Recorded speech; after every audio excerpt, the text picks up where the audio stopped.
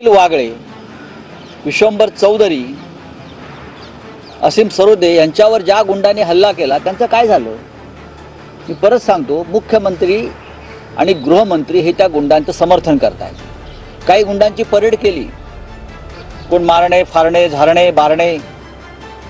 मग काल या 3 प्रमुख लोकांवर जो हल्ला झाला त्या गुंडांची परेड पोलीस आयुक्तांनी आतापर्यंत का काढली नाही?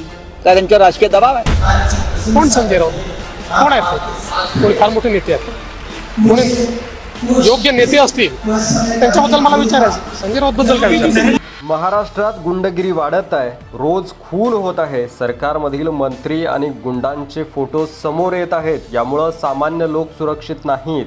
आता राज्यातील कायदा व सुव्यवस्था धोक्यात आली आहे, त्यामुळे आम्ही महाराष्ट्र बंद करण्याचा विचार करत आहोत।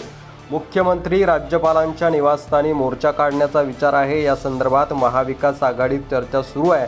आम्ही शांत बसणार नाही असं संजय राऊत यांनी म्हटलंय। मुख्यमंत्री एकनाथ शिंदे यांच्यावर संजय राऊत यांनी जोरदार हल्ला केलाय। एकनाथ शिंदे हे गुंडांचे सरदार आहेत, ते चोरांची टोळी चालवत आहेत।